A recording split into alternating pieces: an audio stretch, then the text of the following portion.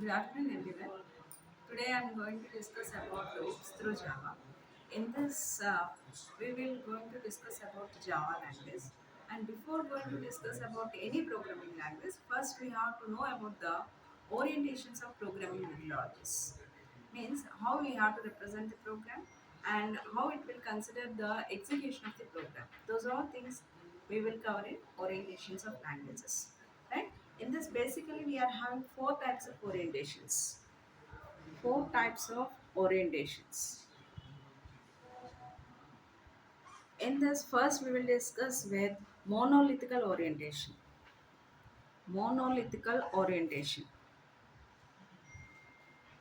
In this orientation, whatever the program we are going to represent, that should be in sequential format. Means like this, in the form of instructions, we will represent the program, and the program execution starts from the first statement and continue till the last statement. Means that follows a sequential flow. Means whatever program we are going to write, that will represent in the form of instructions, and the execution starts from the first statement and continue to the last statement, right? Means that follows sequential flow, right? But in this orientation we are having some disadvantage. What is that means? Whenever we are at this point, if we need the existing statements again, whatever we wrote already, if we need those existing statements again, then we have to rewrite those statements.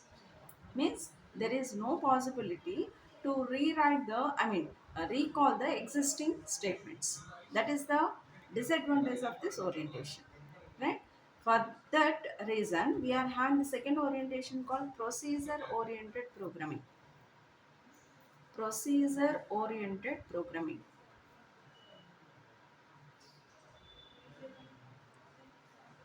Procedure is nothing but set of statements regarding some task.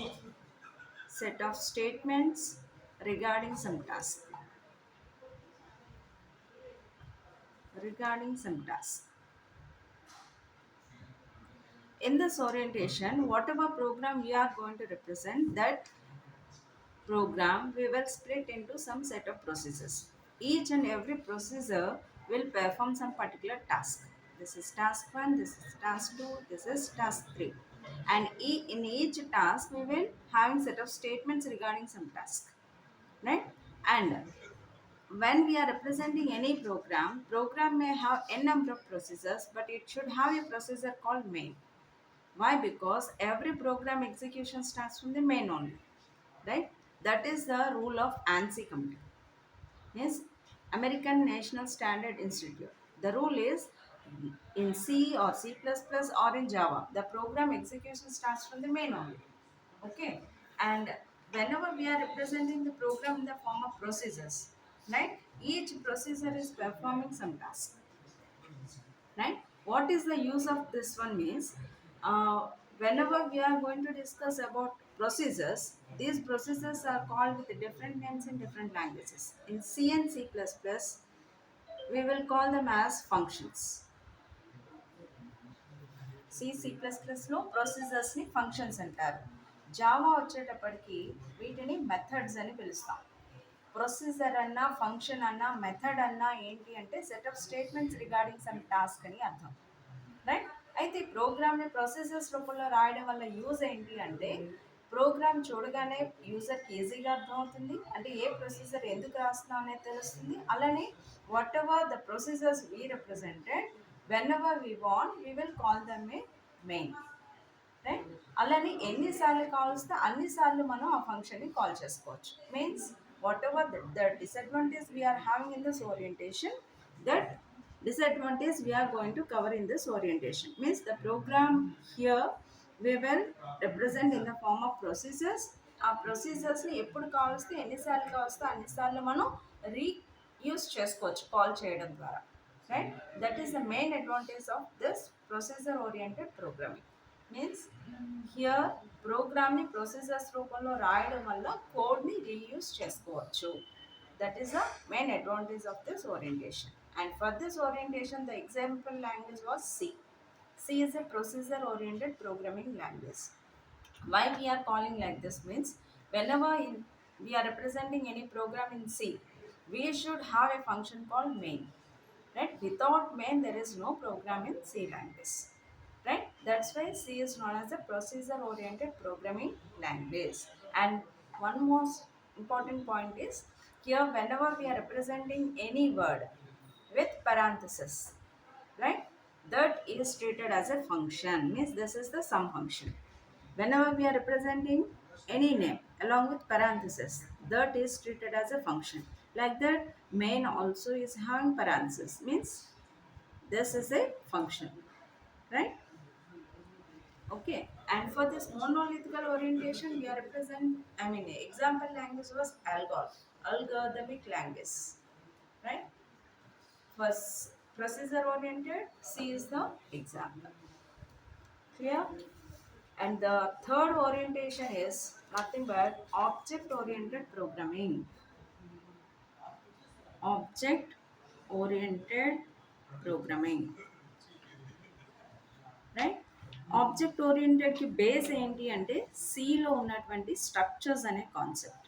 What is వెంట structure means is a collection of heterogeneous elements. Heterogeneous elements. Structure is a collection of heterogeneous elements. Heterogeneous means various types of elements.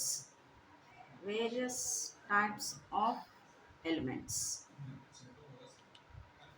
Here, structure is a collection of heterogeneous elements. When we use this structure means to represent any real-time entity. To represent any real-time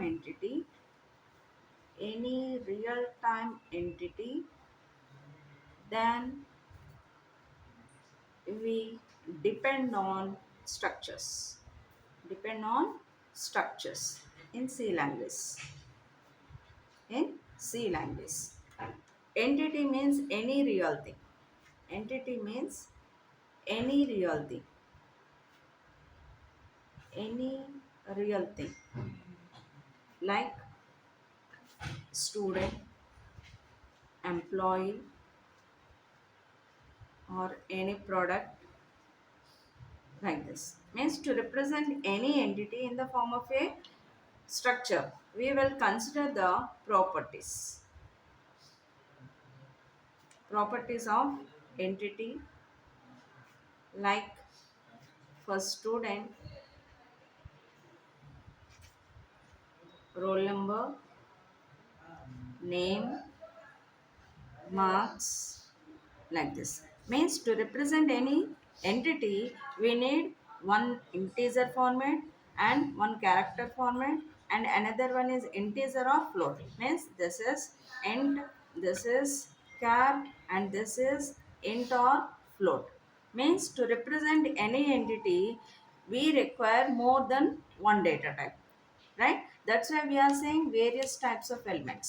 Means to represent any entity, we need more than one data type, right? That's why whenever we are representing any entity in the form of a structure, we should say is a collection of heterogeneous elements, and we can also say is a user defined data type. Means according to the user need, he will define the entity in the form of a structure. Like using the struct keyword, we can specify like this: struct student. In this we can specify int roll number, char, name, the size of the name, and you can say float, marks. And here ends the structure declaration. And this is the known as user defined data type. User defined data type, right?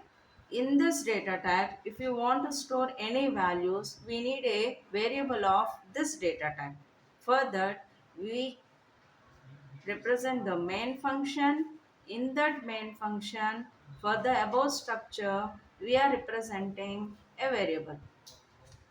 This is known as variable, or we can call it also reference variable. అంటే ఈ స్ట్రక్చర్లో ఉన్నటువంటి ప్రాపర్టీస్ని మనం access చేసుకోవాలి అనుకుంటే, ఆ structure అనే data టైప్కి yes అనే ఒక వేరియబుల్ని ఇస్తున్నాం. Using that s variable along with this dot operator, that is nothing but period operator, we can call those properties and we can assign the values like this. Means without that reference we cannot access these properties.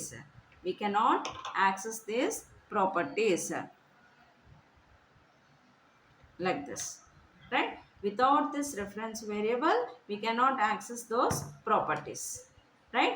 Like that, in object oriented programming language, right, we should represent a program in the form of a class. We can represent a program in the form of a class, and that class is also known as user defined data type. Class is known as user defined data type, right? In this user defined data type we are going to represent any real time entity like structure, but here we can specify both properties and behaviors. Properties and behaviors of an entity. Properties and behaviors of an entity. ఇక్కడ స్ట్రక్చర్లో only ప్రాపర్టీస్ని మాత్రమే ఇస్తాము. ఇక్కడ class వచ్చేటప్పటికి behaviours అంటే ఫంక్షన్స్ని కూడా ఇస్తాము, right? అయితే ఒక ఎంటిటీ రిలేటెడ్గా మనం ఏవైతే ప్రాపర్టీస్ని బిహేవియర్స్ని క్లాస్ లోపల రిప్రజెంట్ చేస్తున్నామో, క్లాస్ అనేది కూడా డేటా టైప్ అంటున్నాం కాబట్టి క్లాస్ అనే డేటా టైప్కి ఒక వేరియబుల్ అనేది ఇవ్వాలి, రైట్?